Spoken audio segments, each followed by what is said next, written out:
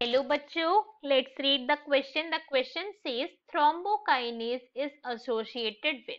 Thrombokinase किस चीज से एसोसिएटेड होता है? क्वेश्चन के अंदर हमसे ये पूछा गया है. So now let's start the question. सबसे पहले हम क्वेश्चन को सॉल्व करने का की कॉन्सेप्ट देखेंगे. की कॉन्सेप्ट. तो की कॉन्सेप्ट क्या है हमारे क्वेश्चन को सॉल्व करने का? कि हमें थ्रोम्बोकाइनेज के बारे में पता होना चाहिए. सिंपल सी बात है कि थ्रोम्बोकाइनेज के बारे में पूछा गया, उसके बारे में अगर इंफॉर्मेशन है तो क्वेश्चन को हम बहुत इजीली सॉल्व कर सकते हैं. तो थ्रोम्बोकाइनेज क्या होता है? एक्चुअली में काइनेज है. काइनेज से क्या मतलब है हमारा? कि एक एंजाइम है. ये एक एंजाइम है. और ये एंजाइम कहाँ से फॉर्म होता है? ये प्रेजेंट होता है प्लेटलेट्स में. कहाँ पे? Present in platelets. प्लेटलेट्स जो हमारे ब्लड सेल्स का एक पार्ट है, उसके अंदर प्रेजेंट होता है थ्रोम्बोकाइनेज. Platelets, right? प्लेटलेट्स का पार्ट है.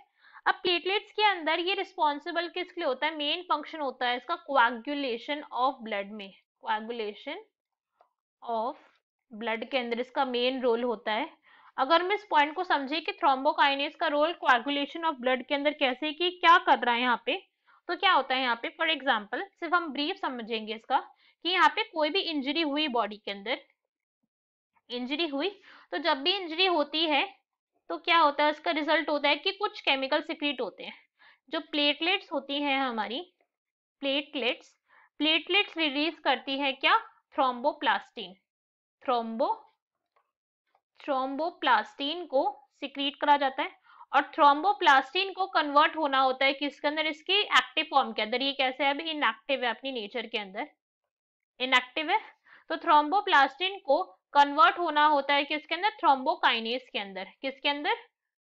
थ्रोम्बोकाइनेज के अंदर, जो अभी जिसके बारे में हमसे क्वेश्चन के अंदर पूछा गया है. इसको कन्वर्ट होना है थ्रोम्बोकाइनेज के अंदर, ताकि क्या करे? आगे की प्रोसेस करे और ब्लड क्लॉटिंग को प्रिवेंट कर सके. तो यहाँ पे क्या होता है कि यहाँ पे कैल्शियम आयंस आकर जब आते हैं तो ये क्या होती है? कन्वर्जन हो जाती है, रिएक्शन कैरी फॉरवर्ड हो जाती है, थ्रोम्बोकाइनेज का फॉर्मेशन होता है. जब थ्रोम्बोकाइनेज का फॉर्मेशन हो जाता है तो ये क्या करता है फिर? इसके बाद ये सिक्रीशन करवाता है, ये एक्टिवेट करवाता है एक दूसरे एंजाइम को. Activates what? प्रोथ्रोम्बिन. प्रोथ्रोम्बिन को ये एक्टिवेट करवाएगा.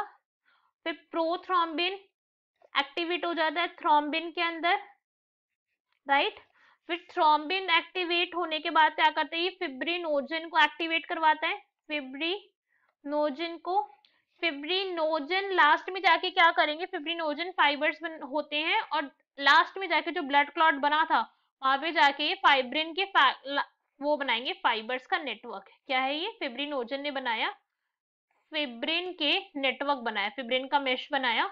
ये फिब्रिन का मेश बना और इस जगह पे आके क्या हो जाता है? प्लेटलेट सेटल कर जाती है. सारे में प्लेटलेट्स आके ऐसे सेटल कर जाएंगी ऐसे. और एक क्लॉट क्या हो जाएगा? क्लॉट हो जाएगा सॉलिडिफाई. ब्लड अब क्लॉटिंग के लिए रुक चुका है, अब ब्लड फ्लो नहीं हो रहा है, इंजरी से प्रिवेंशन हो चुकी है. और क्या हो चुका है? ब्लड की क्लॉटिंग हो चुकी है. तो उसका रोल किसके अंदर है? क्लॉटिंग के अंदर है, ब्लड की, राइट? इंजाइमेटिक रिएक्शन हो रही है सारी की सारी. कितने सारे एंजाइम्स यूज हो रहे थे? So our correct answer is E, enzymatic reactions in coagulation of blood.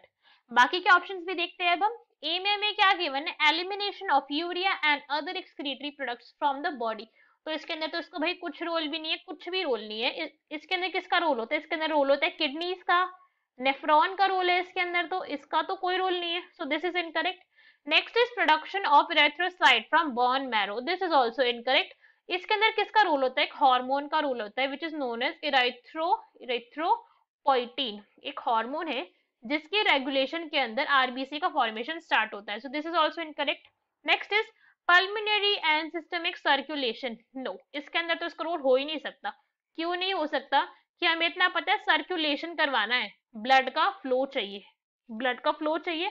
और इसका तो काम बिल्कुल उल्टा ही, तो क्लॉटिंग करवा रहा है ब्लड की. अभी देखा है हमने, क्लॉट फॉर्मेशन करवा रहा है. अगर ब्लड फ्लो करते करते हो गया क्लॉट, क्या हो गया? क्लॉट हो गया, तो फिर बहुत प्रॉब्लम की कंडीशन आ जाएगी. इससे क्या हो सकता है? कई बार फेटल डिजीज हो सकती है, जैसे हार्ट अटैक. तो ये तो बिल्कुल नहीं होना चाहिए भाई, ब्लड पल्मोनरी सिस्टम के अंदर ना, पल्मोनरी सर्कुलेशन के अंदर बिल्कुल नहीं होना चाहिए. Next is cardiac cycle and it's regulation. इसके अंदर भी नहीं प्रेजेंट होता. रीजन क्या है इसका? रीजन भी यहीं पे सेम है कि कार्डियक साइकिल के अंदर क्या हो रहा है? ब्लड का फ्लो ही तो हो रहा है. यहाँ पे क्या है? ब्लड का फ्लो है और ये तो क्लॉटिंग करवा देगा, तो यहाँ पे भी इसको प्रेजेंट नहीं होना चाहिए, इसका यहाँ पे भी कोई रोल नहीं है।